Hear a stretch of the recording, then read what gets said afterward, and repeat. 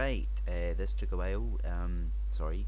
Um, so it's been a while since I did the other two lists. This is the third part to my Disney animated films, or films that have a bit of animation in it.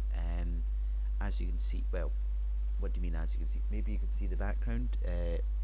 There's also a washing basket. That's great, but that is a ring light, and I've also got a new green screen. So I'm starting to get better videos. This will be the last video I'm recording on this computer, I guess, because I'm getting a brand new expensive computer, which is great. By the time you see this, I will already have had it, but I will not have had new videos made yet because I've still got loads of old videos to get through. Anyways, so this is sequels. Now, Disney sequels, most of the time, are pretty bad, but occasionally there's some really good films. So we've got 42 here to get through, and at this point, I have actually seen them all, apart from one that I didn't really see that much, which is because I absolutely hate those sorts of films. But we'll start anyways. So the first film is the Tigger movie. So this is a sequel of like the Winnie the Pooh series of films.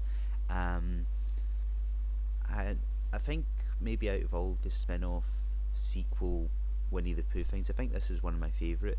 Um, I wouldn't say it's amazing. It's not a brilliant film. I mean, it's kind of just basic, the whole story plot to it, but it's a good, interesting film. It's definitely not didn't need to exist. It does need to exist.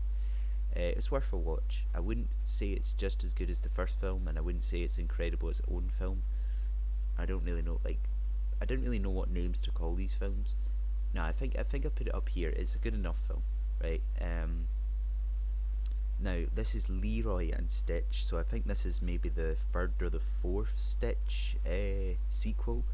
As far as the Lilo and Stitch sequels go, I think they're all right. Um, like, it's surprising how many there is. I think there's four, if I can see correctly. We've got one there. We've got two, three. So I only count three just now. Well, there's about three. So this is Leroy and Stitch. I can't really remember this one that much. I just remember there was another thingy. It's worth a watch. It was from what I remember, it was okay.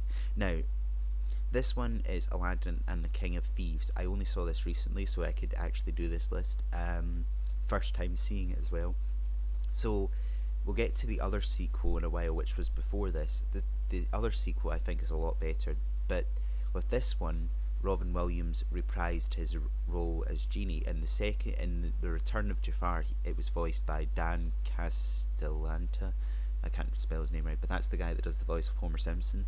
But anyways, in this film he came back, and it was kind of weird because he started to do a lot of more references. I mean, he had reference of Forrest Gump, he had a reference of Mrs. Doubtfire. It was kind of strange.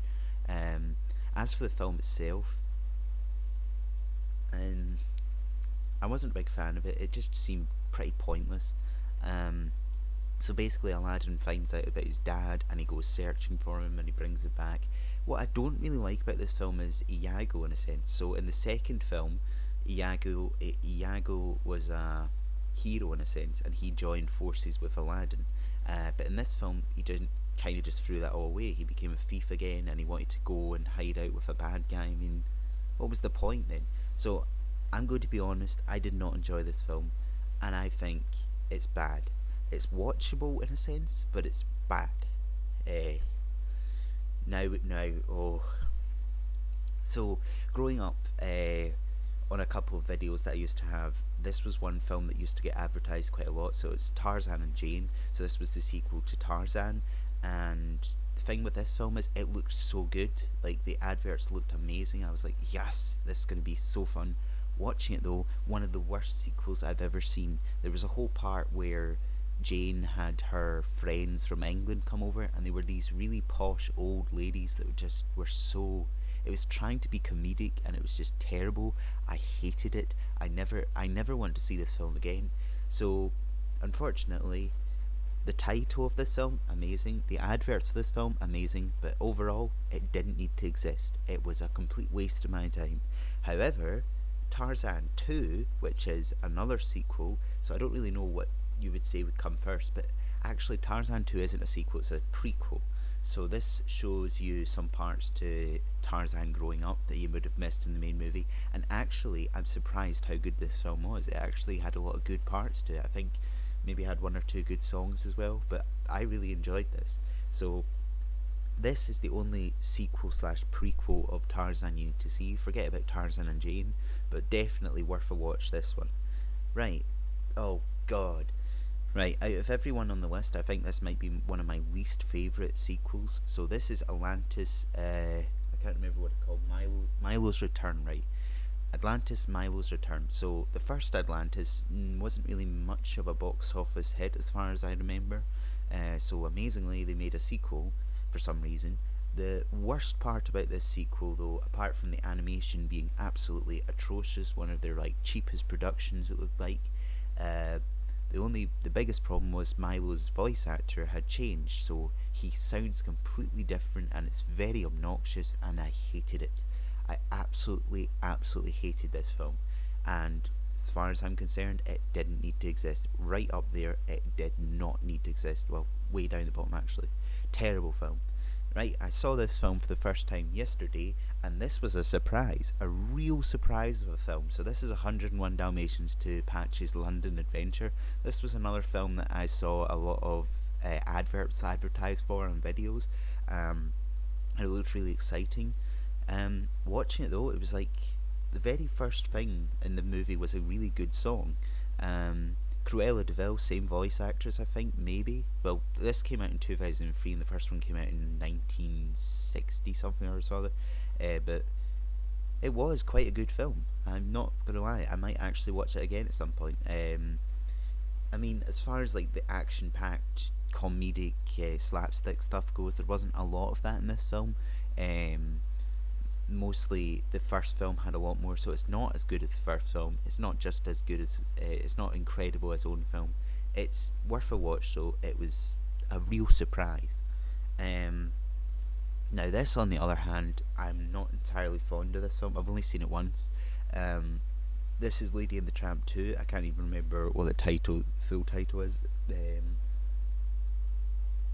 says something about tramp or something, but basically in the first Lady and the Tramp, right at the end, Lady and Tramp had puppies. They had about 4 girl puppies, and they had one tramp puppy in a sense. So this tramp puppy admired his dad. He really wanted to be like his dad, so he ended up going into the streets, finding a gang of street dogs, and did things to them.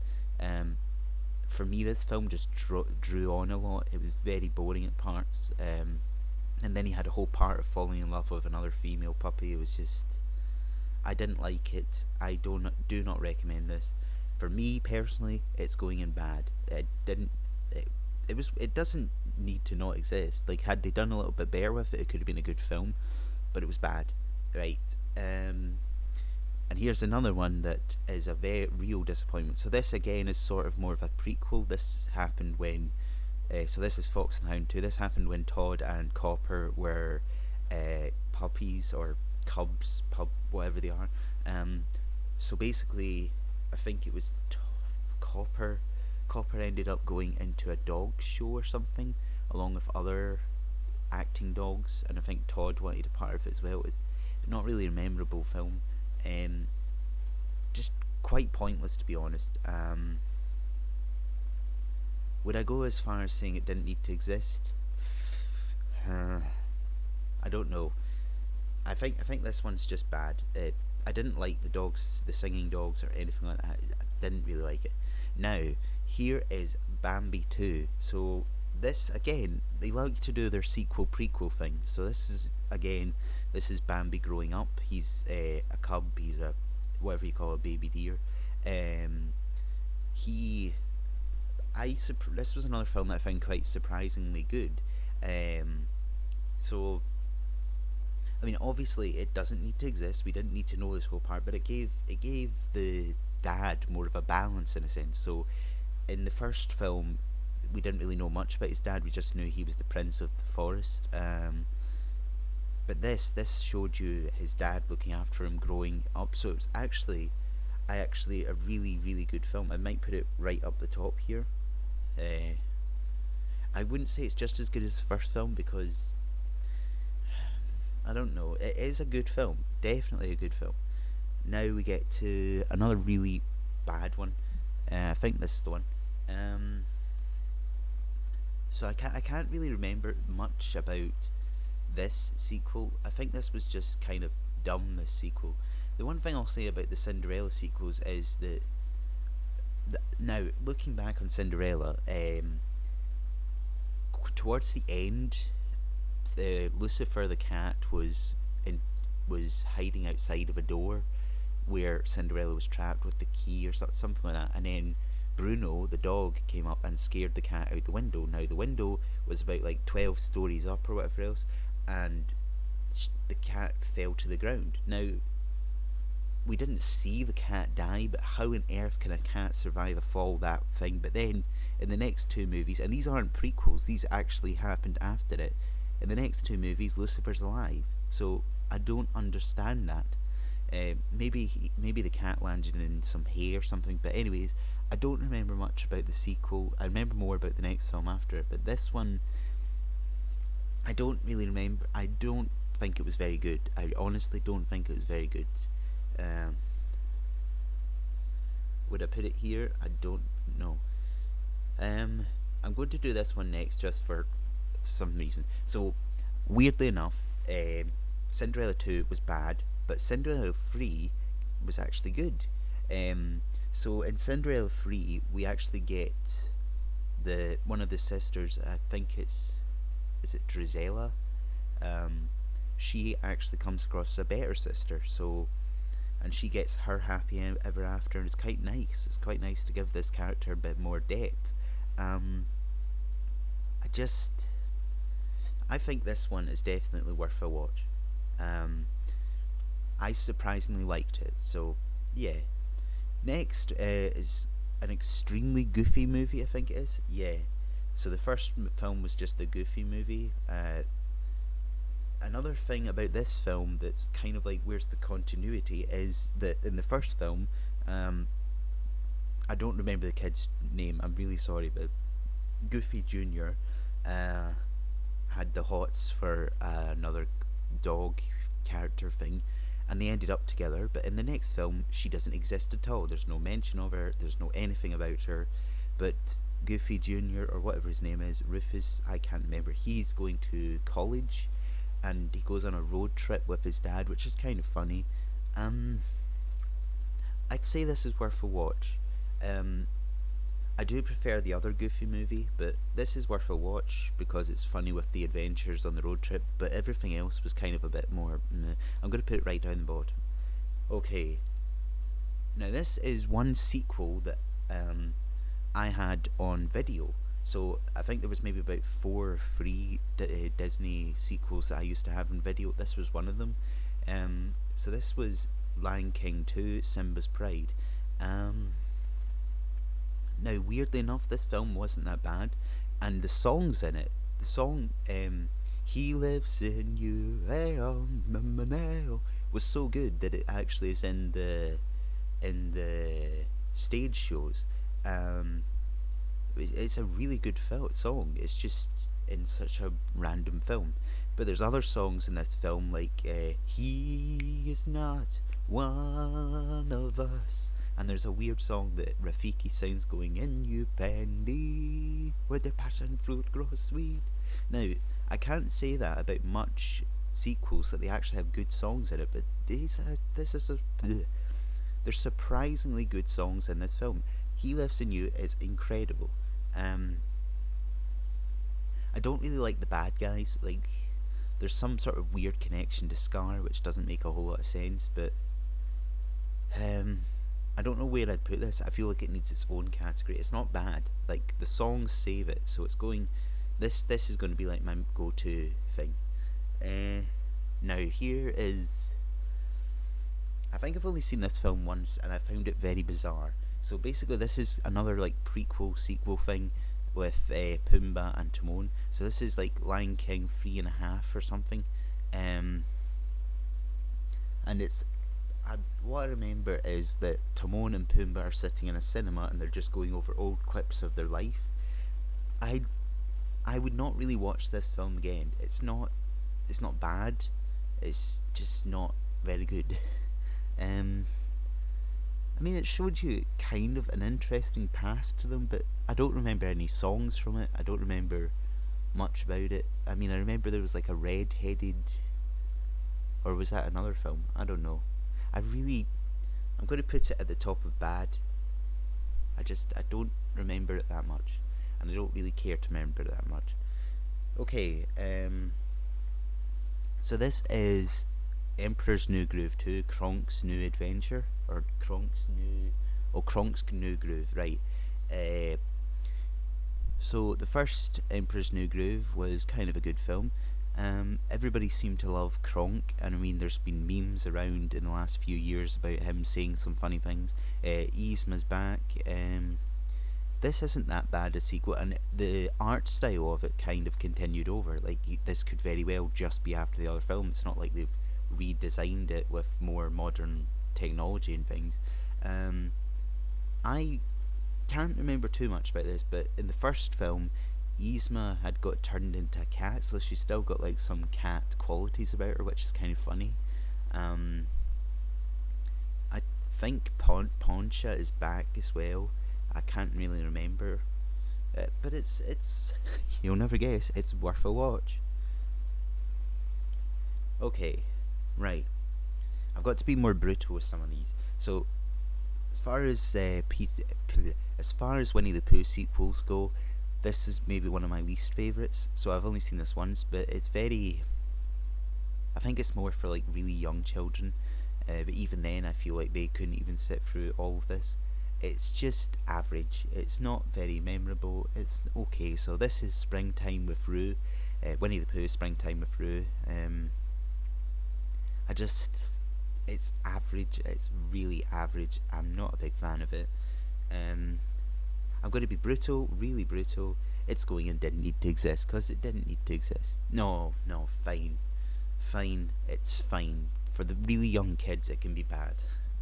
Um, Now, a couple of days ago, I had to force myself basically to watch all of the Tinkerbell films so I could get some idea of what they're like. Because in the first list that I made, there was the Tinkerbell movie, and I had no idea what it was like. Having watched them all, they are not that bad. Like, I could sit through them. But the one thing I'll say about it is they've kind of changed Tinkerbell completely. So in Peter Pan, the very first Peter Pan, Tinkerbell comes across as like a minx, like a real sort of heartless little fairy. She tries to kill Wendy, for instance. Like, she's by no means nice. But in these films, she's like a little princess. Like, she's perfect. I mean, she makes a lot of mistakes, but she doesn't come across as like, I'm going to kill this person.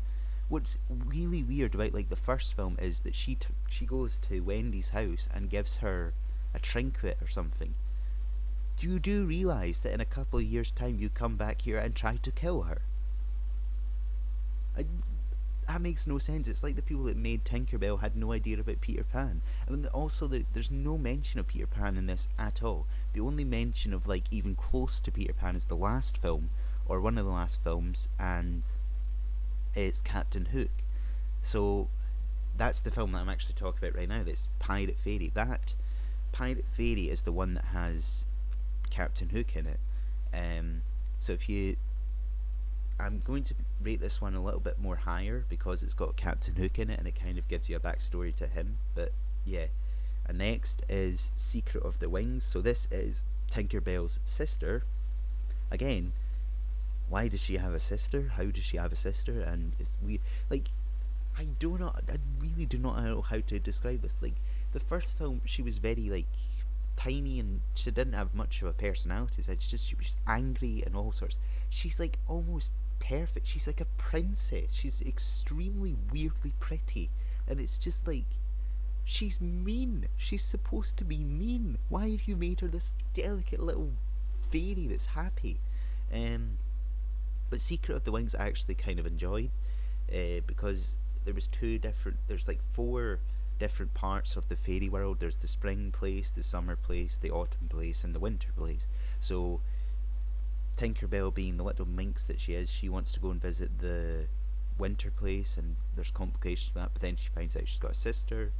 There's a lot of interesting parts, so worth a watch. Now this is The Lost Treasure. This one I didn't really like as much. She just basically she goes to a place. She has one wish to make. She makes the wish, and everything's happy.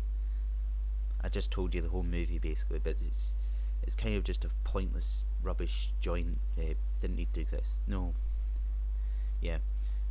This is the last one that I watched. This is The Never Beast. So again, another little pretty weird fairy, Fawn. I think she's one of my favourites actually, just because of how bizarre she is. But she befriends this beast, the Never Beast, and everybody thinks this beast is evil, but it turns out the beast is actually a big hero. But Fawn's the only one that would believe it. But again, it's just like, why does this exist? Why does this film exist? I it's kind of self-explanatory what happens in the film. So yeah. Now this is maybe one of my least favourite ones of the Tinkerbell series. This is Tinkerbell Great Fairy Rescue. So Tinkerbell now can go to the mainland, so she goes there, and her being her, she really wants to explore things, and she finds this house. This is where it really is awful. The people in this are horrendous. Like, the dad is, and the daughter, they look like aliens. It's like the people that drew the Tinkerbell had been drawing little faces, so when they came to adults, they gave them the weirdest faces, the weirdest expressions, the weirdest everything, and it's just like, I do believe in fairies. Oh, there's a fairy. My dad doesn't believe in fairies. Oh wait, there's the fairy. I want to capture the fairy. Oh, but I've learnt my ways. It's just an extremely pointless, rubbish film in my opinion. Yeah. So I think that's about right. So 1, 2, 3, 4, 5 sequels to Tinkerbell.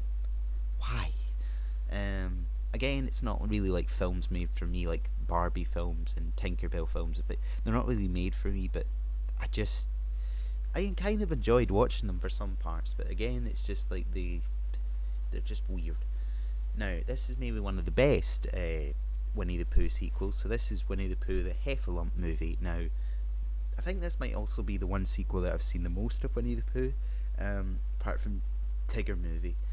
I really, really like this, so I think it can go up the top. I would take it over the Tigger movie, definitely, because there's a lot more to give in this. If you don't know Winnie the Pooh at all, one of the first things that when Winnie the Pooh first met Tigger, so a lot of theories about the Winnie the Pooh series is that they all have different conditions.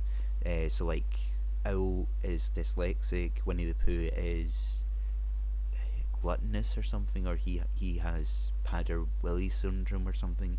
Tigger's ADHD. Piglet is schizophrenic or something. Eeyore's depressed. And Rabbit's OCD. Like, I really like that. I really hope that that's what they come across as. But anyways, Tigger comes and he mispronounces the names of some things. So he calls an elephant a heffalump, and he calls a weasel a woozle. But this is a heffalump movie because they actually exist, which is kind of fun. And it's Rue that finds the heffalump as well. It's a good movie. Definitely worth watch. I think I'm going to leave this one a little bit because I really want to talk about this one, so I'll put you down there.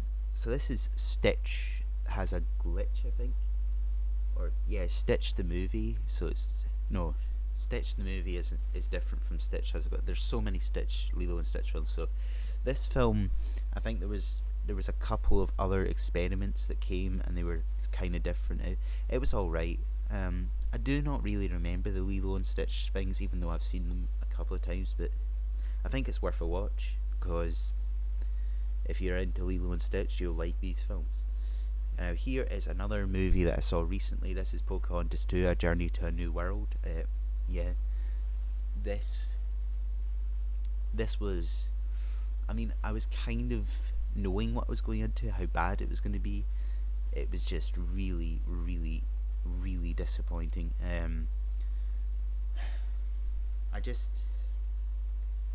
There was so much potential. Like, you've got Pocahontas, this girl that's never been to like a proper community and something, is going to London to experience it or to talk with the king. There's so much potential, and the people that made it were just like, we'll do this and we'll do this, and then we'll have the movie over. So I don't really want to ruin it, so I'm going to give you a spoiler alert. Basically, basically, around the start of the movie, John Smith dies. He doesn't actually, right? But he dies. So Pocahontas somehow found out that he died. Don't know how exactly, but she found out. And then this new guy, I can't remember his name right now, but his name's John as well. He comes, he takes Pocahontas. He's like, oh, this is much terrible. And then along the way, Pocahontas for some reason falls in love with this guy. That just ruined the whole film from there, because what about John Smith? Because John Smith then makes a return, and Pocahontas is not. It's like she doesn't even know who he is. She's like, oh, John Smith, you're alive. I thought you were dead. But I love this John now that I met a couple of days ago. I've known you for a couple of years, but I've known this John a couple of days. I prefer this John. And it was Mel Gibson's brother that played him this time, and in the first film, John Smith had a lot of quips and a lot of jokes and funny one-liners. In this film, nearly every single word he said was a joke and a one-liner, and it was just so out of place. There was a part where he was talking to like a group of girls, and he was like, oh, you're staring at this muscle and you're staring at this. And it was just so cocky and awful. I hated John Smith in this film. I hated the other John more though. So personally, I would put this lower than didn't need to exist. This one needs to burn for just what they did to Pocahontas and John Smith. They ruined them, absolutely ruined them. I hated it. Right, so I saw this one today for the second time. I've seen this one twice. So this is the sequel to Brother Bear 2. So the thing with this is the art style again is like spot on. You wouldn't even know it's a sequel in that sense. But Coda's the wee bear. I literally saw Kaya. I think it's Kaya. Maybe Kaya's the main guy. I think he has been living with his brother Coda for a while, and he's missed his girl. He's missed girls.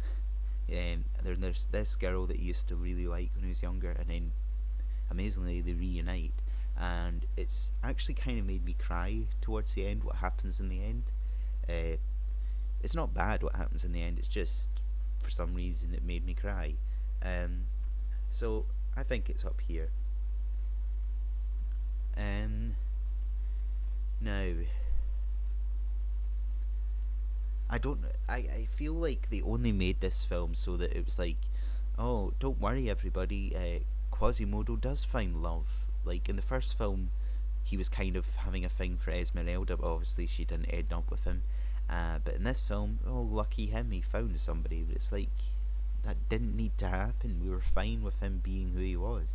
There was a couple of songs in this that were meh.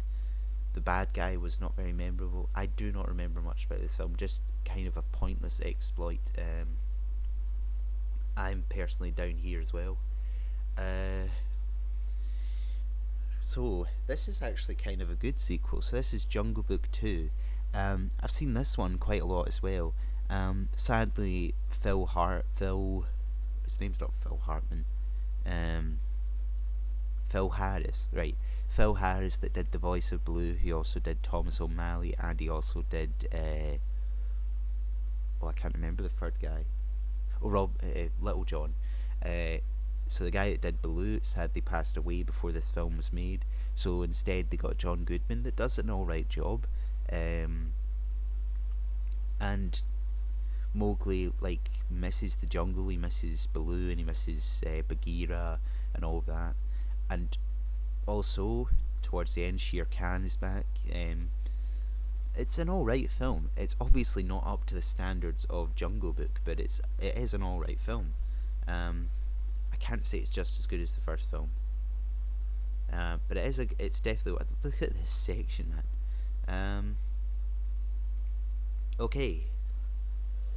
Um.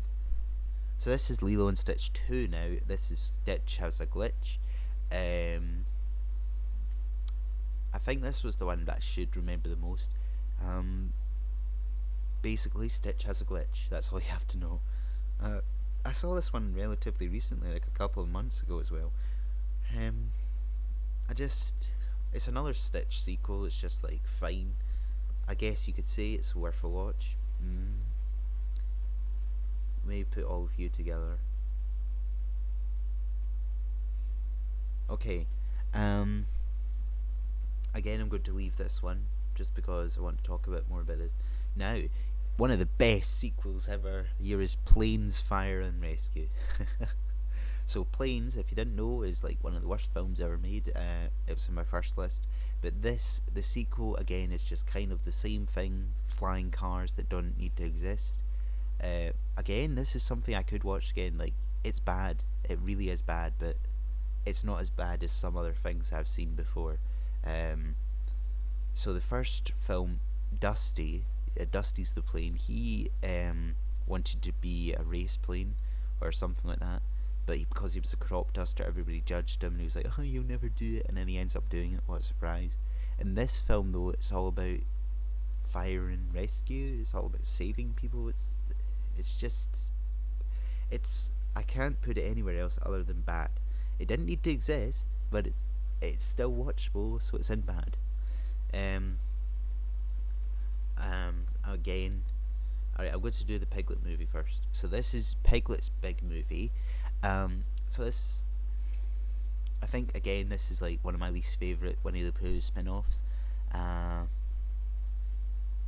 I really like, growing up, I found it fascinating. Like, I really, really liked all these spin-offs, though. I was like, Tiger's got his own movie, Piglet's got his own movie. Why hasn't Owl, Eeyore, and Rabbit had their own movie? Like, Roo got his own movie as well. Like, come on, give us an Owl movie, give us a Rabbit movie, even give us the Mole movie. Like, but yeah, I did really like that. So I liked the wording and all that. But the film itself, it's not as good as Tiger movie, and it's definitely not as good as Heffalump movie. So it's worth a watch. I think what I remember is just that Piglet felt really small, but then he found out he's big at heart. So that's the basic plot of it. So I think we'll just do it then. We're doing Frozen 2. So if you saw my first one, you'll know that I'm not overly fond of Frozen 2. Frozen. It's an alright film. Like, I can watch it, and it's got good music, and I actually really like the music. Frozen 2, however, the music, the Into the Unknown, is alright. It's not. It's by no means Let It Go. Like, it's not like every child still today is singing Into the Unknown. Like, people today are still singing Frozen, Let It Go, more than they're singing Into the Unknown. And I think they even had Let It Go a little bit in this film as well. But I don't remember any other songs in it. And I mean, like, the first film, you had right away, you had. See, I can't even remember, but you had Build a Snowman, you had Let It Go, you had finishing each other's sandwiches and things. I can't remember what it's called, but it just had such better music. I know they had a lot to live up to, but they didn't really, because they didn't need to make a second film. Basically, this whole film is just a big journey to find out something kind of fascinating, but there was a lot of stupid parts to it that I hated, and you might hate me for this, but I'm putting it in bad. I did not like it enough to say it's good. The song Into the Unknown was alright. That's about it. That's the only part of it I could quite like. The one thing that really, really disappoints me is a lot of people had like thought, wouldn't it be great if what's her name? I was going to say Esmeralda. If Elsa was a lesbian, not because, oh yes, lesbians. It's because they already had a gay guy in it. It was like, how hard is it to make a lesbian as well? And it would have just been so much more interesting. Like the first main character that is gay or lesbian, like, oh, it's amazing. But instead they just threw that away, even though there was a perfect opportunity, because there was another female lead that was just like, oh, these two would be perfect together. But no, they decided, let's keep it safe. Yeah, because that's what Disney does. It's not like they've killed 100 parents before. It's not like they literally had a song about lust. I mean, come on, you can't have a lesbian.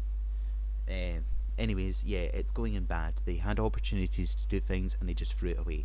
Um, so this now is Wreck-It Ralph 2. Now, I really, really liked Wreck-It Ralph. Wreck-It Ralph 2 isn't bad, but again, it's like they're in the internet world now, and there's lots of references all over the place. The thing about this is, like, if you took out where they are and all the references and all the fun surroundings and detail, it would probably be a pretty bad film. Like, the main plot, the main story is just kind of, it's just kind of like any other story. Like, oh, I don't trust you. Oh wait, I do trust you. You're not my friend. Oh wait, you are my friend. It's the same basic thing. I do like the details though. I can't lie. And I mean, there's the whole part with Vanellope meeting all the Disney princesses, and some of them are voiced by the original ones. It's kind of fun. I think there's lots of different references all over the place. It's not bad. It's worth a watch. I can't put it as, it's definitely not in either of these two. Okay, now again I'm putting you further down. Right, so I saw these two today for the first time ever. This is Recess, taking the 5th grade. The one thing I'll say is, I'm very gassy. That's not the one thing. The one thing I'll say is, as far as like Recess goes, Recess, Arthur, is it Arthur? No, it's not Arthur. It's Hey Arnold, right? Hey Arnold, Recess, Doug, and I think there was a couple of other, like Dexter's Laboratory and Powerpuff Girls. I never watched any of this stuff. Like, I'm aware of them. Like, if you showed me a picture, I'd be like, oh, that's that person. I watched like Recess like a handful of times, but it's not something I ever was really into. Like, I obviously know the names. Like, there's Spinella, what's her name? There's TJ. There's Gretchen. There's, oh, I've forgotten the names. There's Vince. That's terrible. Oh man, I've forgotten the names. Well, anyways, so taking the 5th grade. The thing about this film is the whole film's over in basically half an hour. It wasn't though. They drew it out to an hour and a half, or an hour and 15 minutes. But basically, everything that was going to happen in the film happened in the first 30 minutes. But then for some reason they decided, let's add another story to it, and they decided to make it about Halloween. And it's like, why are you doing this? So I think it's kind of the same as like the TV show. Like with the TV show, they would have like one story happening, and then they would separate it, and then the other half would be another story happening. That's basically what this is. But for a movie, you shouldn't be doing that. That's not the point. Like, I don't have anything wrong with TV shows spinning off into animated movies. Look at the Rugrats movie. Like, the Rugrats movie and Rugrats in Paris and Rugrats Go Wild, they're amazing. And the Jimmy Neutron movie's great as well. But this, no. I did not enjoy these. And I didn't add the other Recess movie onto this. I was going to put it in the first list, but I forgot to. That was that School's Out. But again, I was never really a big fan of Recess, so they're in bad. Both of them are in bad. It was like an extended episode of a TV episode, not a movie. Right. Grand Adventure.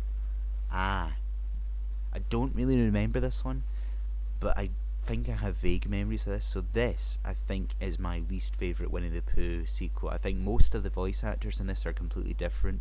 I think Rabbit sounded very, very different. Piglet especially sounded different. I did not enjoy this film. I honestly can't remember much about it, but I just remember not enjoying it. So I'm sorry, it's going down here. And now we're getting to some of the remaining ones. So this is another sequel that I had on video when I was younger. This is Peter Pan Return to Neverland. Now, I think when I first had this, I was actually like, I really don't like this.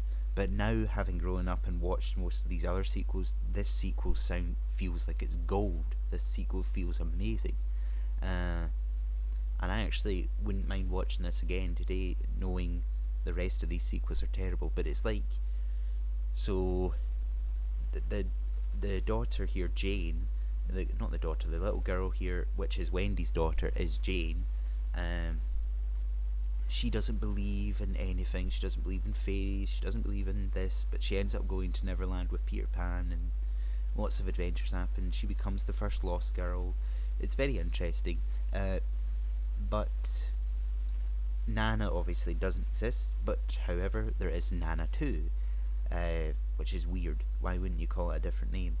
And then in Neverland, for some reason, the crocodile doesn't exist anymore, but there's this weird octopus, which is kind of bizarre, and it makes all these noises.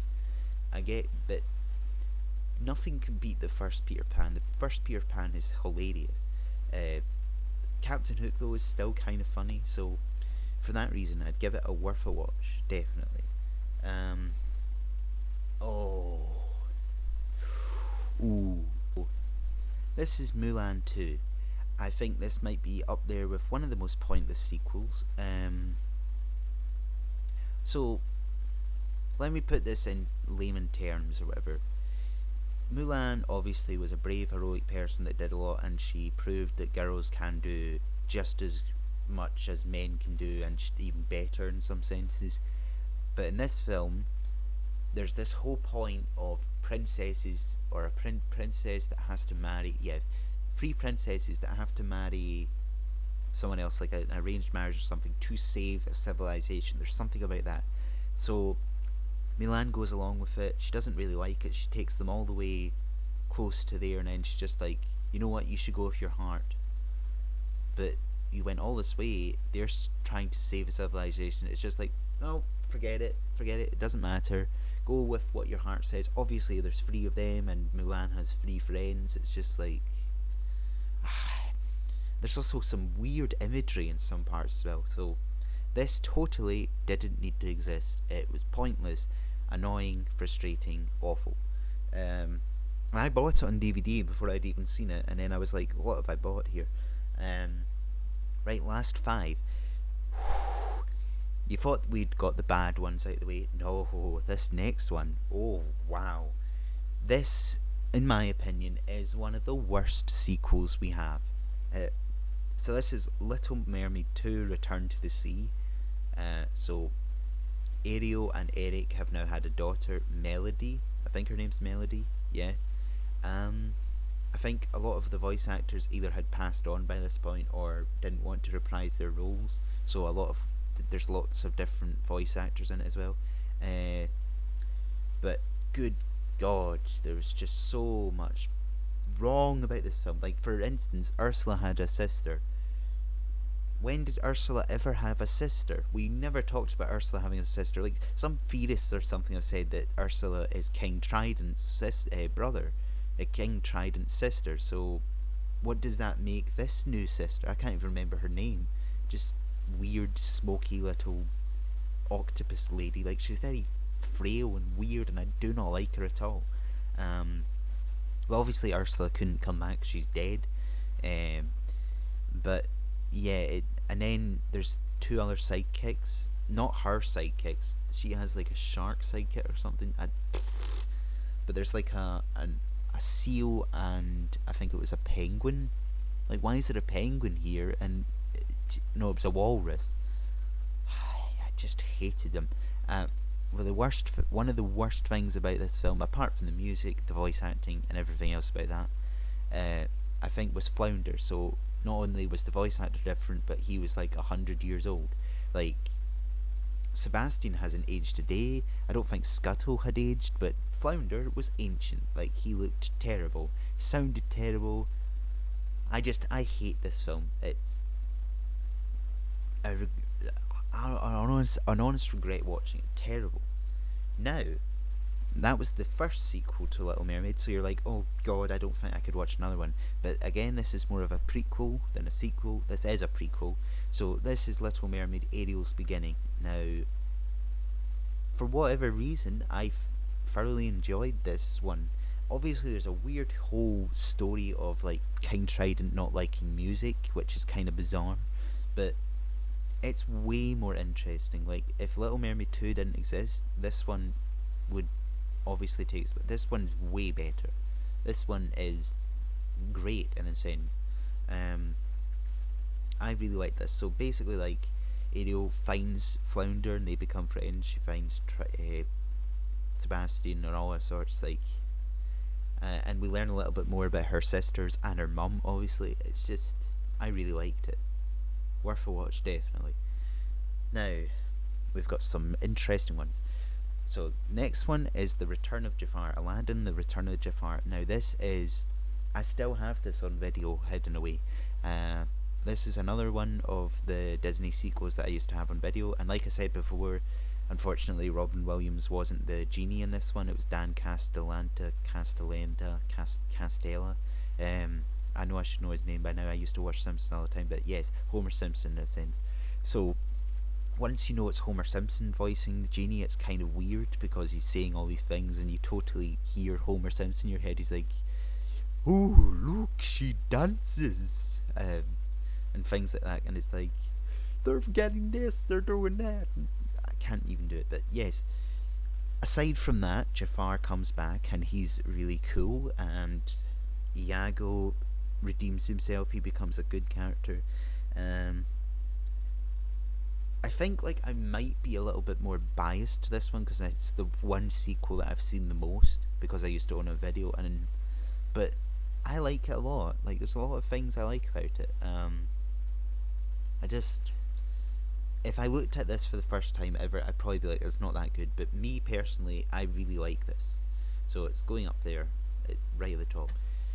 Okay, last two, and these are two very different sequels. So the first one is Mary Poppins Returns. I didn't properly see this. I saw somebody watching this, if that makes sense. Like, I can't personally sit through this film myself. It's awful. I hate it. I hate it.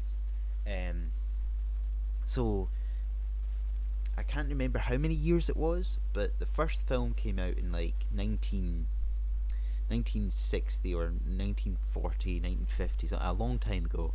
And then this one came out in like 2017. Like, that is an insane amount of time to make a sequel. And this isn't a prequel, this is a sequel.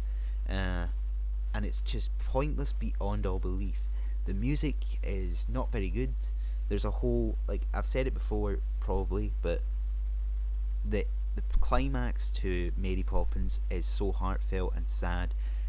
You just have Feed the Birds in the background, or you have another sad music in the background with Mr. Banks going to the bank to lose his job. Whereas this one, you've got rampaging, you've got cannons going off, fireworks happening, you've got all this action, this stupid thing. Me personally, I'm probably not very good at describing this, so I'm going to leave a link to Nostalgia Critic's commentary about it, because he says it better than anyone else. He makes a good point about just how bad it is. And obviously the main problem is Emily Blunt. Emily Blunt is a good actress, but she's not Mary Poppins. Julie Andrews is the only Mary Poppins. I mean, they had Dick Van Dyke back in it.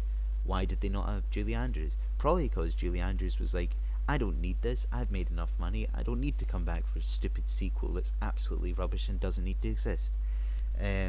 So yes, I'm not a fan of Disney live action remakes. I am especially not a big fan of live action remakes that completely change a character even though the character still exists more. It's just pointless beyond all belief. I hated it. Right. And finally, by far the best sequel. The best sequel of any sequel in the Disney universe. Well, apart from Marvel, obviously.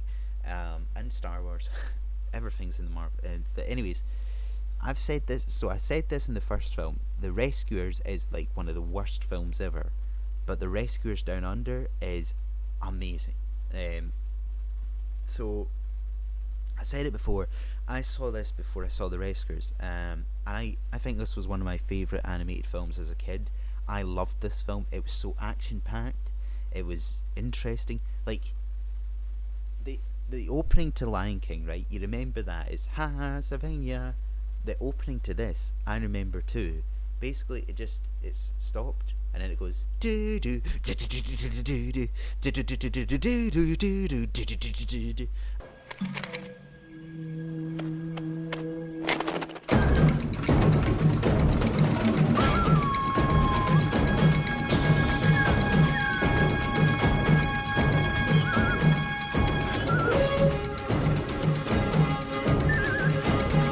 And you're just going across like lands of Australia to this boy's house, Cody, and it's just so amazing. And also, Wilbur, the albatross in this, is voiced by John Candy, and that acting is just spot on.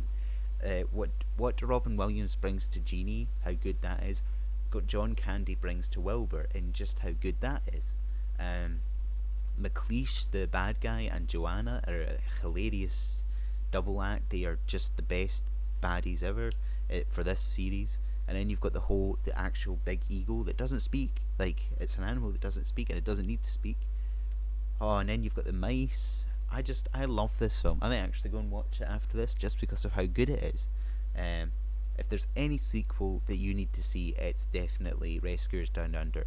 I honestly didn't know there was actually a Rescuers film until a couple of years ago. I did not know it was a sequel. I didn't really understand who the mice were and whatever else. I didn't know what the Rescue Aid Society was, all that, but oh. So anyways, with that, 100% incredible as own film. But that's my list. Obviously, a lot of people will disagree with my list, and to be honest, like, all the Lilo and Stitches are probably not worth a watch, but from what I can remember, they kind of are. There is surprises, like there's Return to Neverland and there's Ariel's Beginning, obviously, and then there's 101 Dalmatians 2. It's just, but if I had to name one film apart from the live action that you really should never ever ever see, it's Atlantis 2. That was one of the worst sequels I've ever seen. I hated it. And if I had to choose a film other than Rescuers and Hefflump and Tigger that you should definitely see, maybe Bambi 2. Bambi 2 or Tarzan 2 are quite good surprises. But anyways, until next time on whatever I do, and like I said, new setups coming, new computer, new green screen, new ring light. I've got things happening. But anyways, until next time, whatever I do, bye.